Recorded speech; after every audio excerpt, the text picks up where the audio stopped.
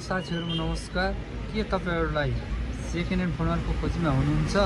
यदि तपाईहरुलाई second hand फोनहरु किन्न मन लागेको छ भने हामीलाई सम्झिन सक्नुहुन्छ। युवराज मोबाइल सेन्टर तानसेन पाल्पामा रहेको छ।